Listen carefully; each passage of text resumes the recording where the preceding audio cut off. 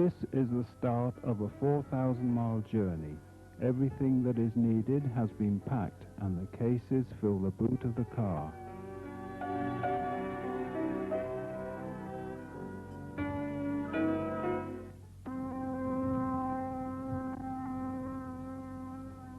At Southampton, we board the Union Castle cruise liner REINA del Mar on a cold, blustery evening in July.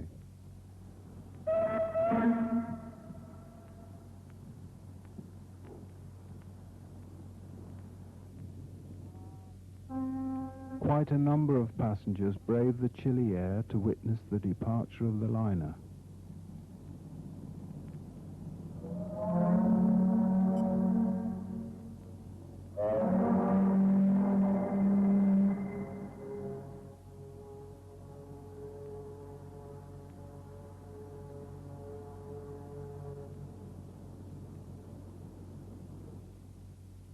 The tugs are fussing around the ship, ensuring that all is correct.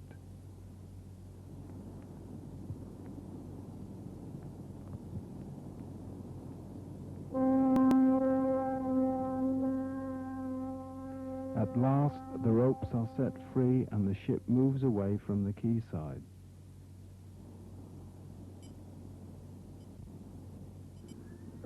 Finally, with the harbour lights glittering as night descends, the REINA del Mar heads for the sea.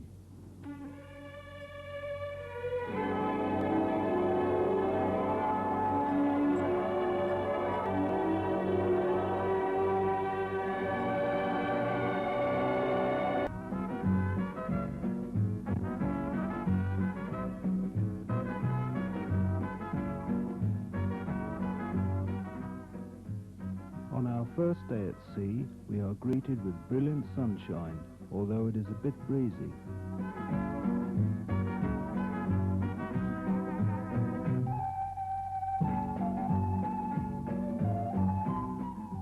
Most people take the first opportunity to enjoy the sun on the spacious sun deck. While the passengers laze, some of the crew carry out the normal ship's maintenance, keeping everything spick and span.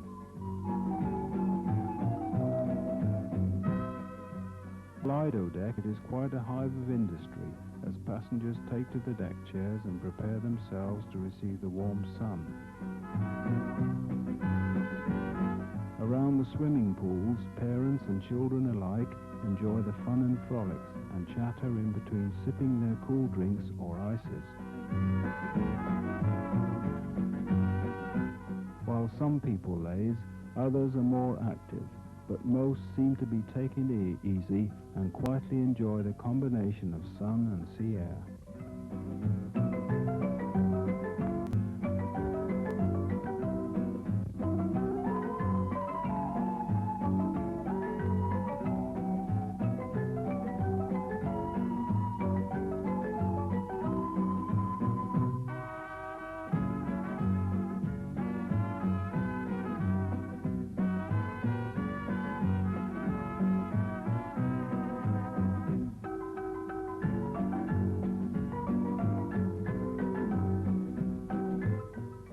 Games deck, although it is a little bit windy, several games are in progress.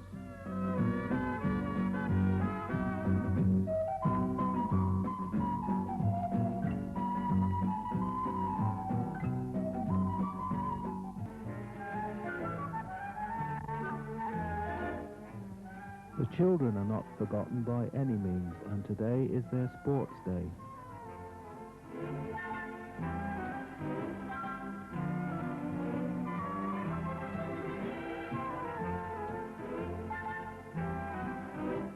Last-minute instruction from the stewardess in charge.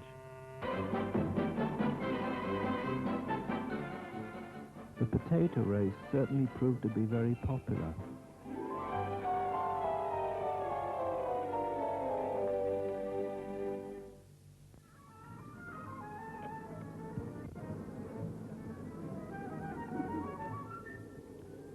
Deck games are being played on other decks. The captain takes part in the fun with the passengers.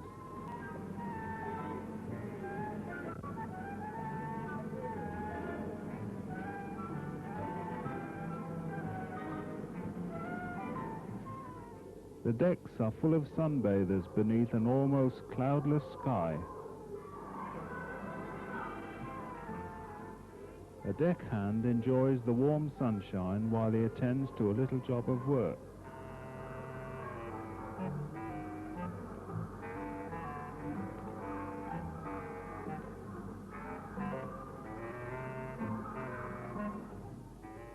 The swimming pools are safe for children because the water level is lowered for them.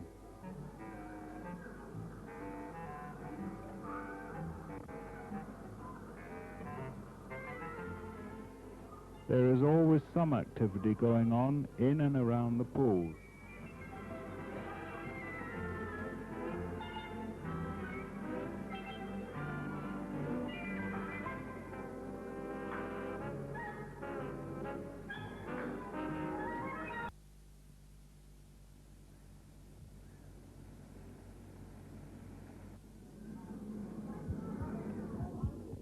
We are now well into the Atlantic, and as is to be expected, it is time for lifeboat drill.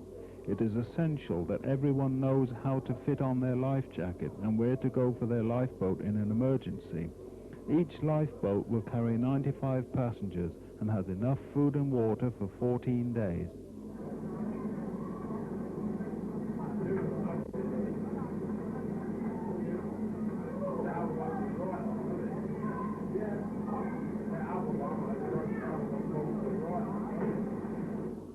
The first officer controls events with his walkie-talkie, and when he is satisfied that all passengers know the correct emergency drill, he gives orders for the boats to return to their normal boat stations on the boat deck.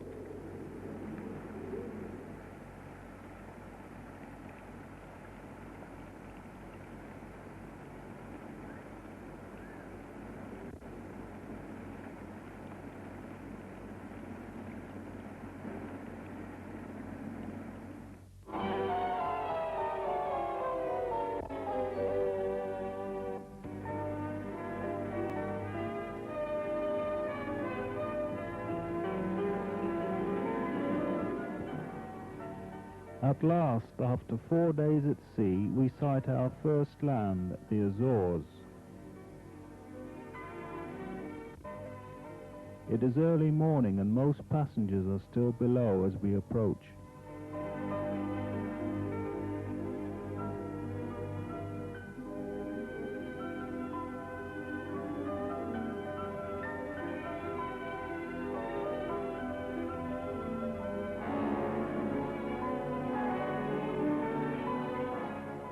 The pilot comes aboard to escort the ship to its berth.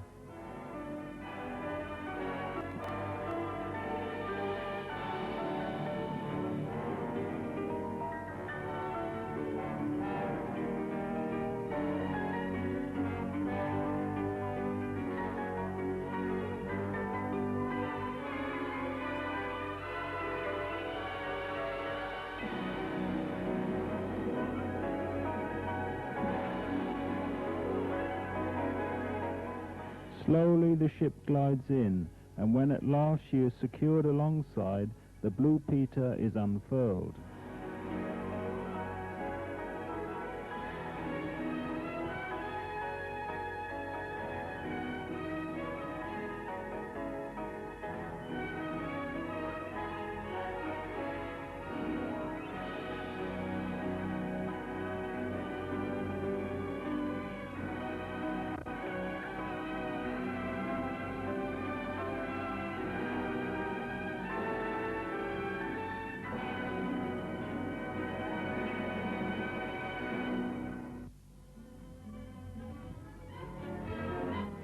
These taxis are awaiting those passengers who have booked for a shore excursion.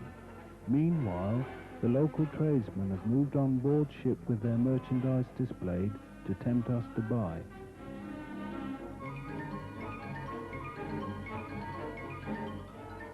We have taken a taxi ride around the island and are soon on our way along the cobbled streets of Ponta La Garda.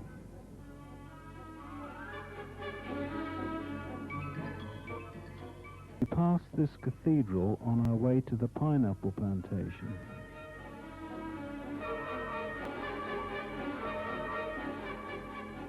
And this is the entrance. The pineapples are grown in giant greenhouses, each containing 3,000 fruit, and all the pineapples in a greenhouse have all reached the same degree of growth. As we move from one greenhouse to another, we see the fruit in a further stage of growth. These are ready for picking. There are dozens and dozens of greenhouses.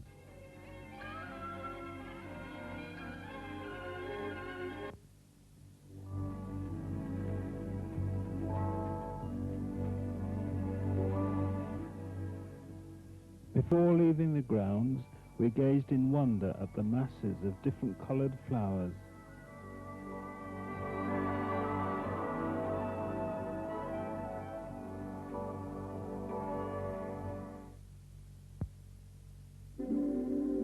We climbed to a vantage point overlooking this beautiful hot water lake.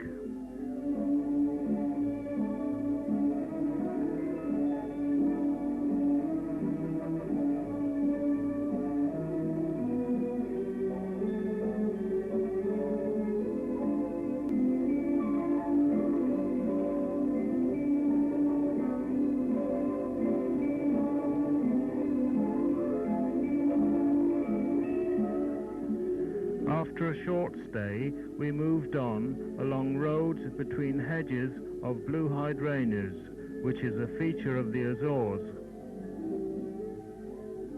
In a cloud of dust, we arrived at this tea factory.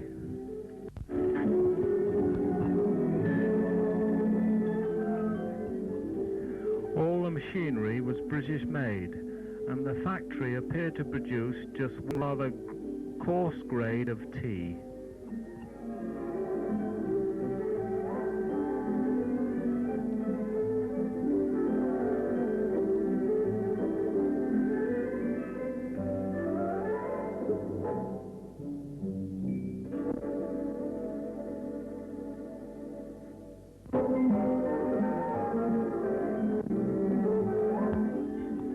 We move on to another hot lake and take a long look at the beautiful surrounding country.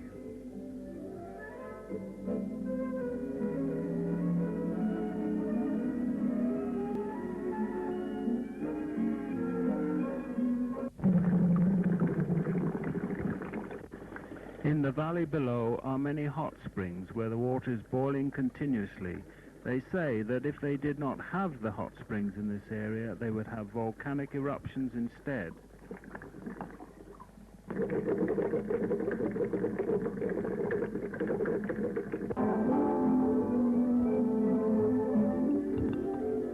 We had our lunch at a hotel and then took a walk around a nearby park which contained this hot open-air swimming pool and a lake which contained these giant trout.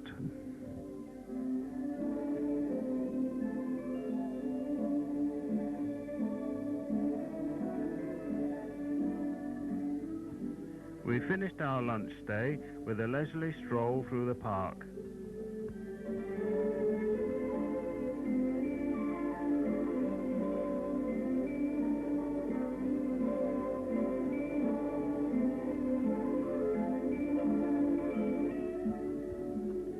Then, through some more beautiful coastline and countryside, we made our way back to the ship.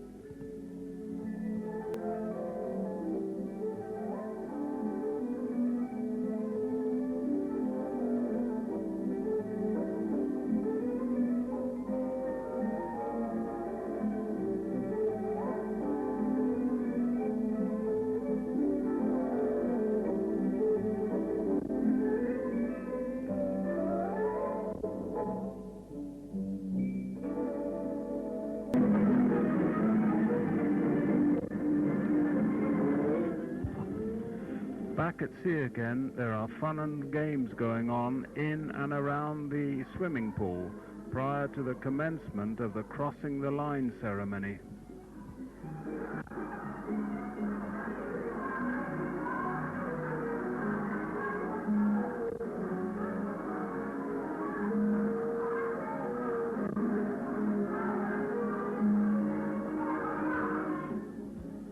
First comes the band, and then the court officials, who of course are the ship's officers.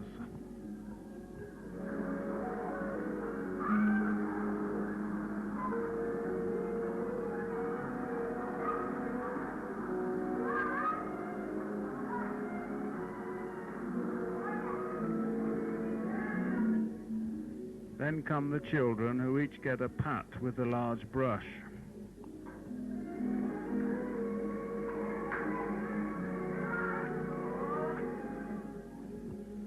The first victim is a lady passenger who gets the full treatment, including fresh kippers and eggs placed in some embarrassing positions.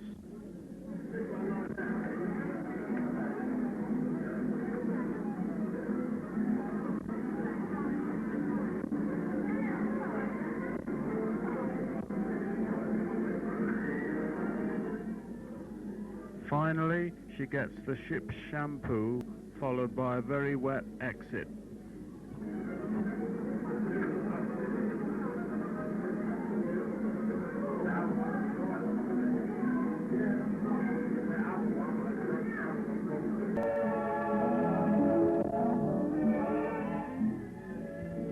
This is the dining room and our particular table, with the waiter Carl in attendance.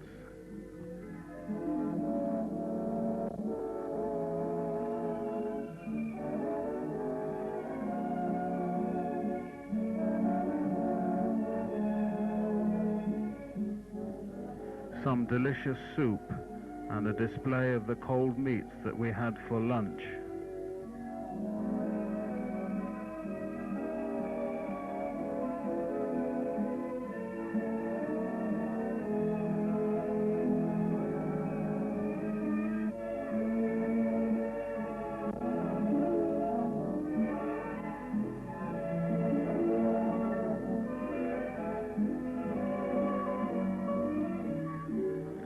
Later, the dining room was decorated in preparation for the children's party.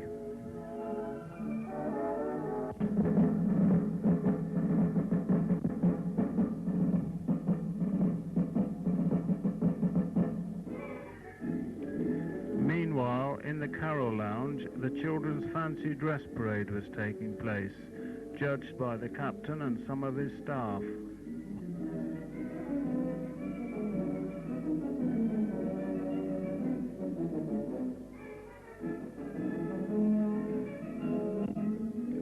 On deck, the ship's officers played cricket against the passengers.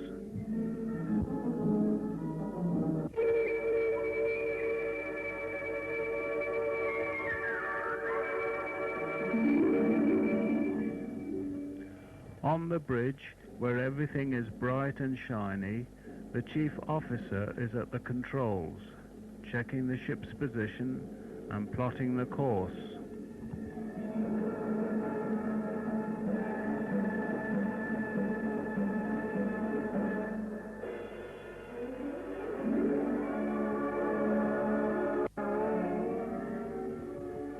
Soon we arrive off Madeira, where we will make a short stay.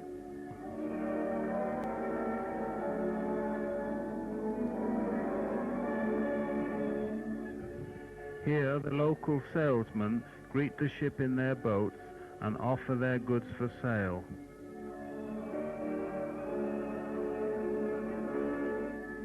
Madeira is noted for its caneware and basketry, and on the quayside, this merchandise is stacked ready to be hoisted on board and displayed.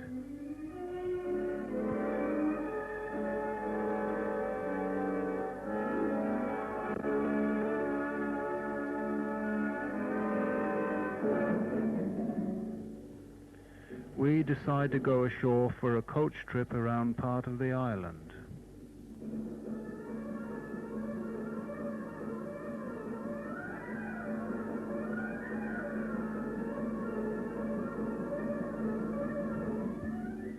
Our courier is Delilah and speaks very good English.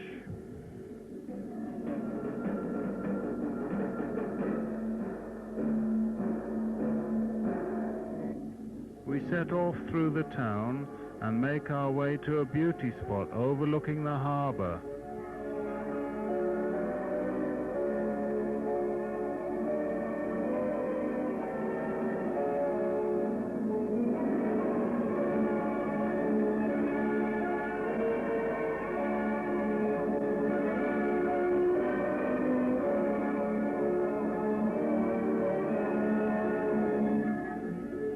At this point, we are lucky to catch sight of a large airliner landing on what appears to be a very small landing strip.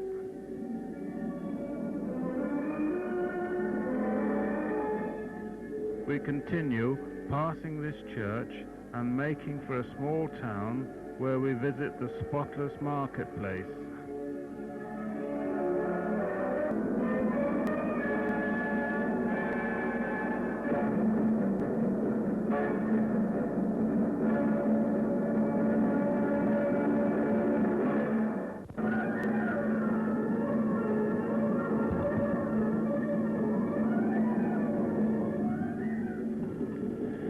We continue our journey, stopping here and there and discovering that Madeira is a beautiful island with flowers and greenery in abundance.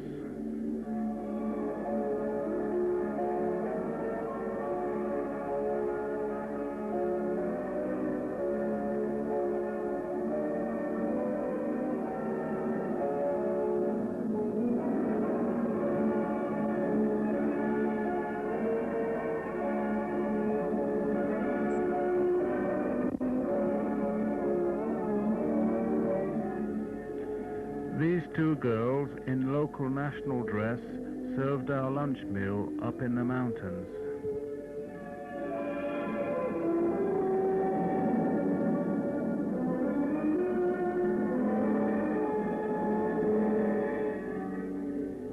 Here we have stopped at a trout farm where we saw the fish in various stages of growth.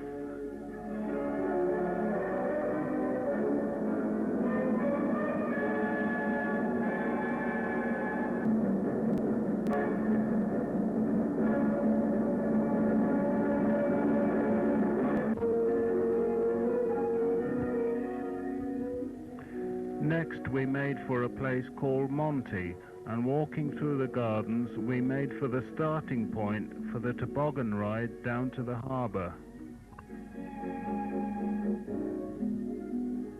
This was a 4-mile ride in 2- and 3-seater toboggans controlled by 2 men who held the ropes and steadied your toboggan in the rushing descent over the cobbled track.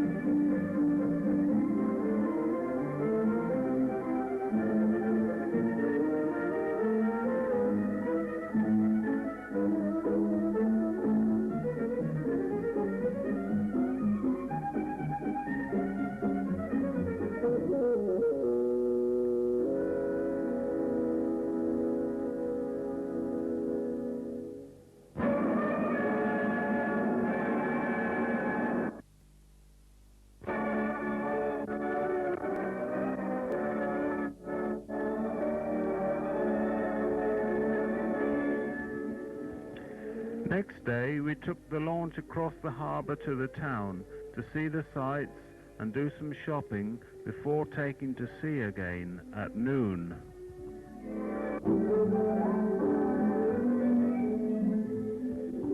This is a 4-seater sleigh drawn by bullocks.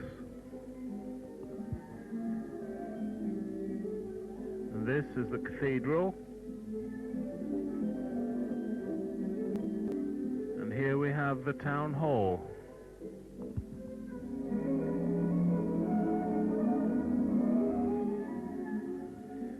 We visited the market where we noticed how clean everything was.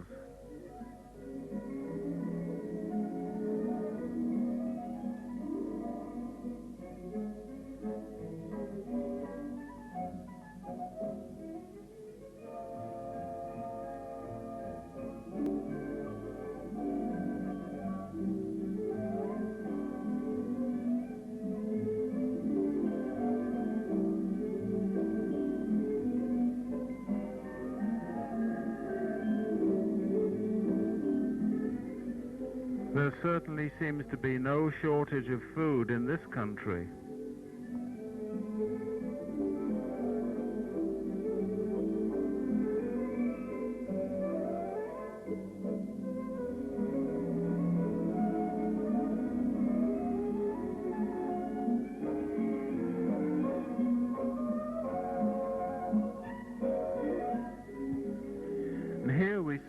The pavements are decorated with numerous mosaic patterns, and this we found to be a feature wherever we were on Portuguese territory.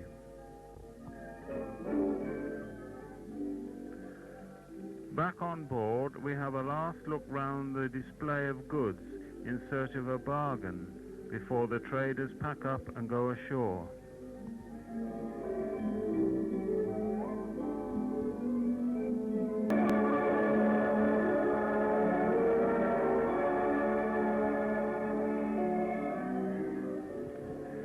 And so we say goodbye to Madeira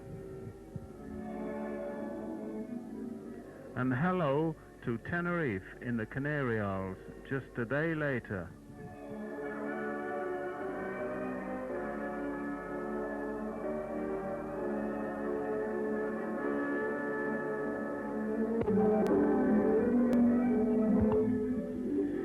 We take a coach trip, and our first stop is to view the immense banana plantation which stretches for miles.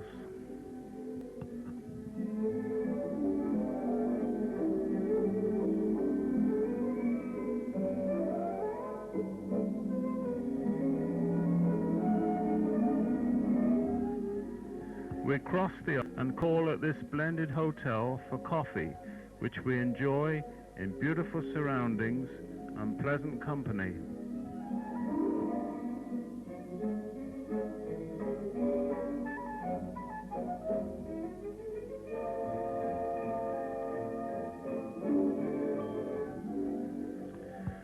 We found this part of the island very attractive, but like most parts of Tenerife, there are no beaches.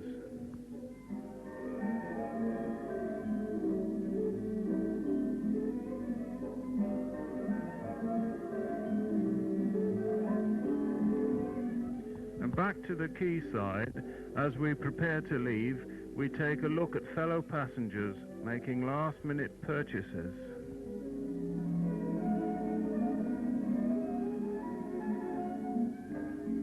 The next day and a half was spent at sea, and then we were met by the Lisbon pilot boat and tug, which was to escort us up the wide river to our berth.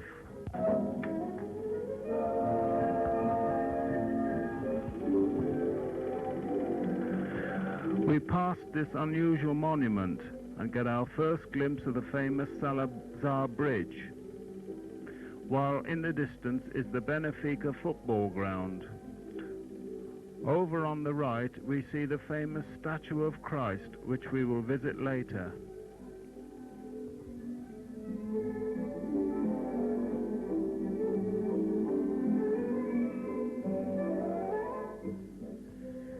Now we pass underneath alongside the dockside.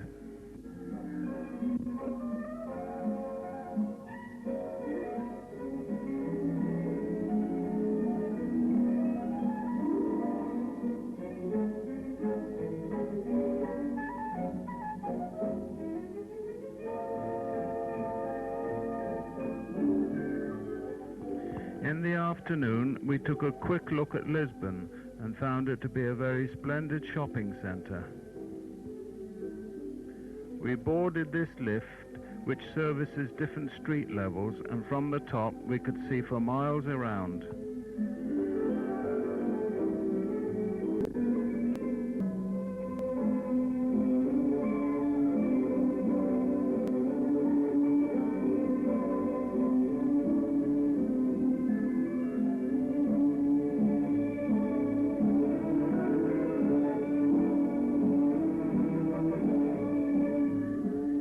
We return to street level and visit one of the many big squares, all of which have one or more fountains in display.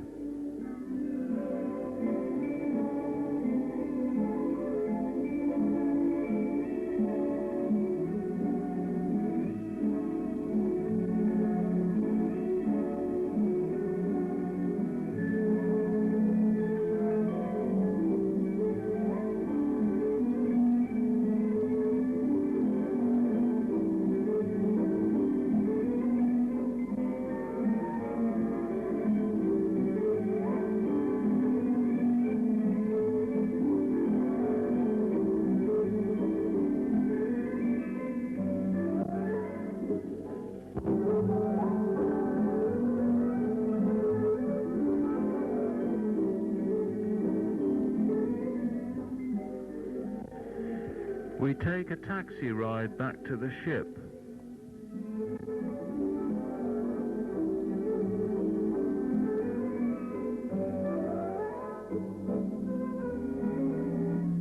And here we catch our first glimpse of these quaint old trams which cover a network of tracks all over Lisbon.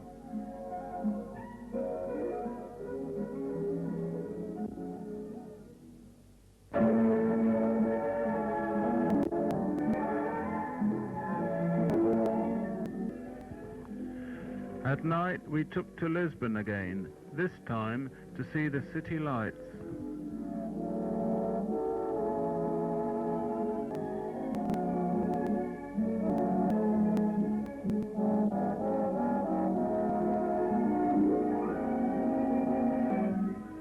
We also visited a nightclub to see a program of folk dancing, and some of the audience join in.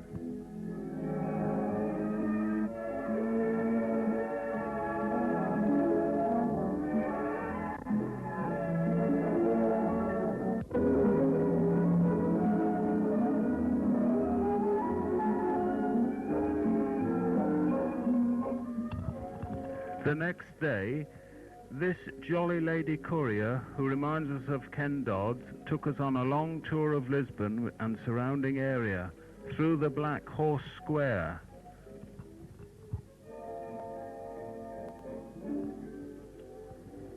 Along the many splendid streets.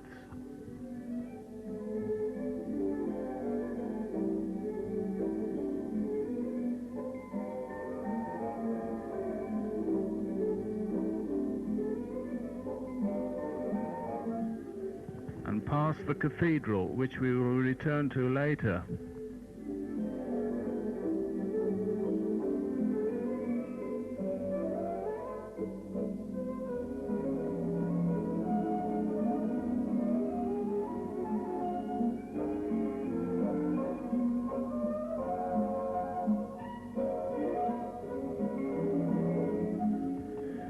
This artistic scene is actually produced on a massive tiled wall.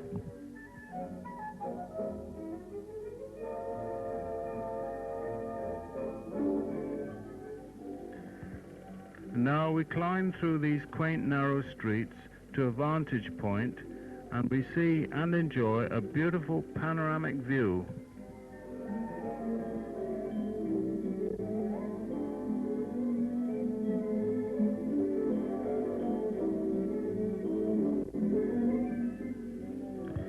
We are in the grounds of Fort St. George, where we come across these scraggy peacocks.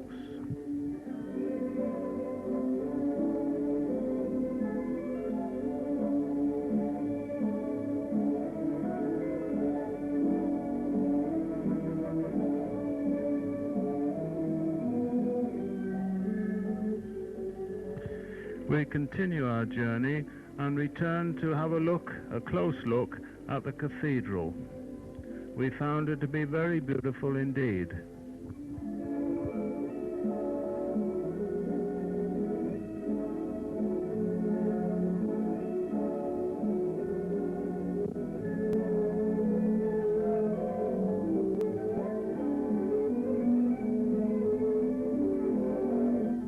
This, believe it or not, is the entrance to the railway station.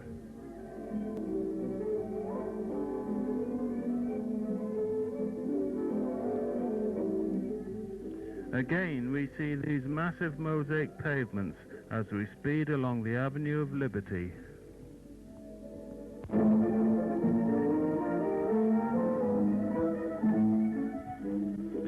We're now on our way to the statue of Christ, which is on the other side of the river. The approach roads to the bridge are spectacular, to say the least. On the right is a giant viaduct.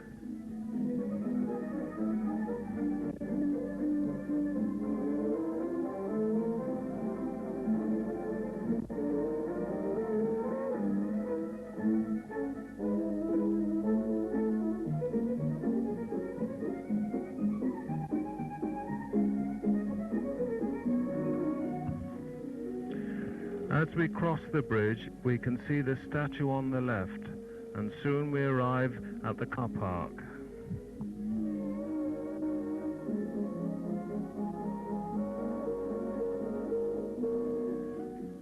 This statue was built as a thanksgiving because the men of Lisbon did not have to go to fight in World War II, and the money to build it was given by the womenfolk. A small chapel is housed at the base, and a lift takes you almost to the top of the tower on which the statue is mounted.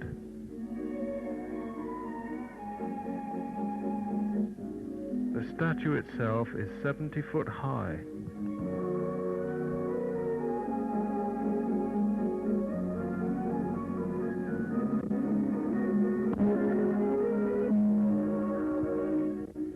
As can be imagined, the view from the top is terrific.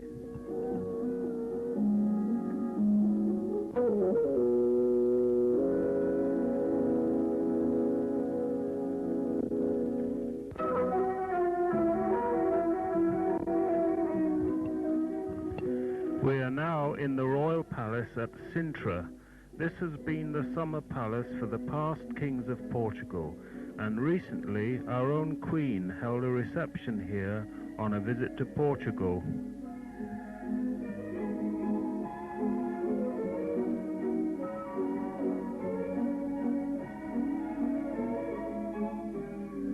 It is now a museum, but generally it is not in a very good state of preservation.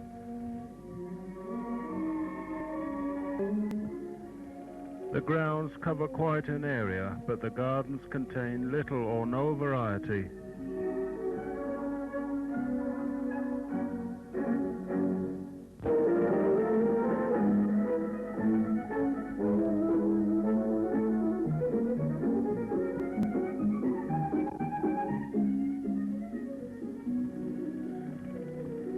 We continue our journey around the area, making our way through the seaside resort of Estoril, and finally returning to the REINA del Mar.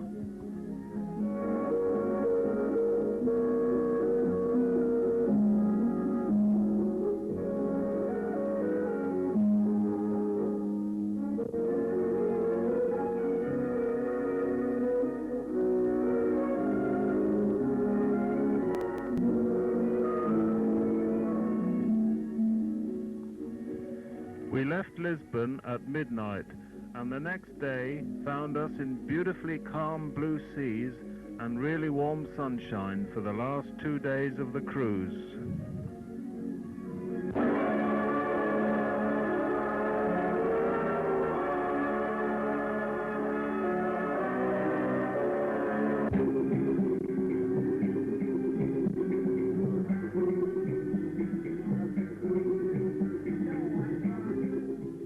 In the evening, we enjoy the music of Eddie Bennett in one of the bar lounges.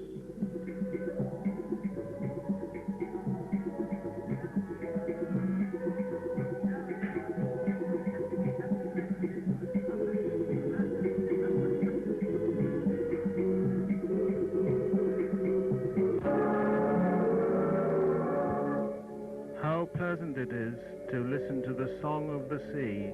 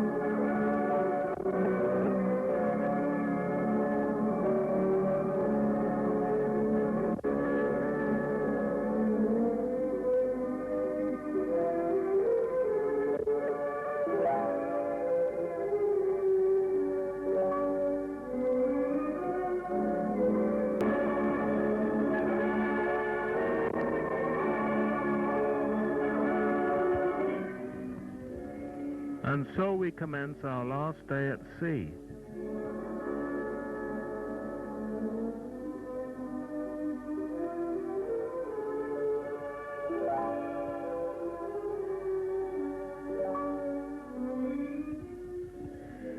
This device is to measure the distance the ship is covering and is recorded on this meter, similar to a gas meter reading. The canary belongs to a member of the crew. Everyone is making full use of the last day of sunshine.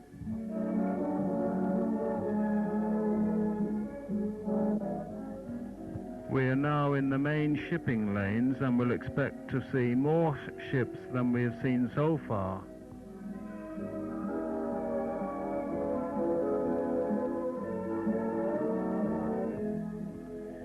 Even at this late stage of the journey, the crew are still ensuring that the ship is kept spick and span.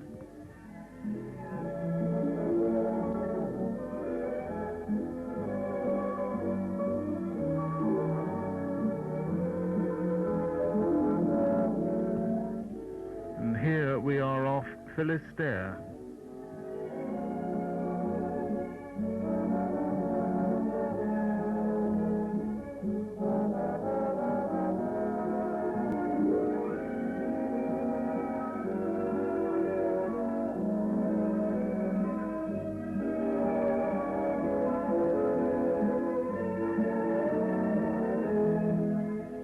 Meanwhile, the kids are still enjoying the pool.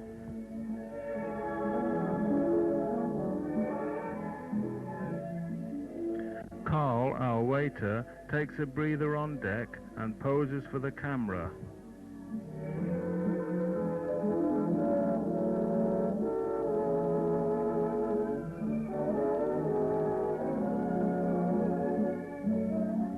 And here you can see the quarterdeck is stacked with the purchases of wickerware made by the passengers.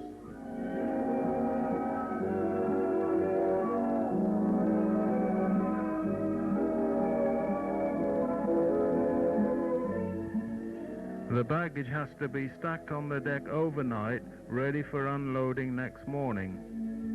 And here Mildred has the last few words with a fellow passenger, a Roman Catholic priest.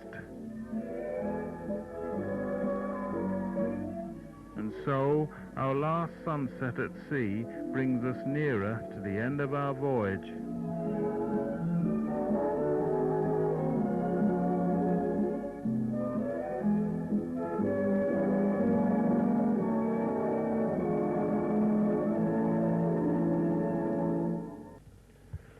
A nasty, almost foggy morning greets us as we enter Hampton waters.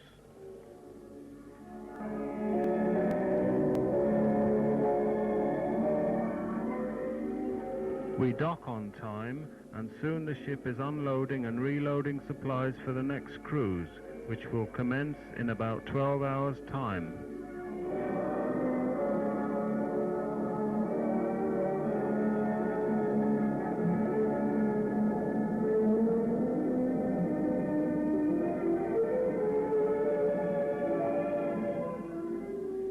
These well-loaded passengers appear to have had a great time too.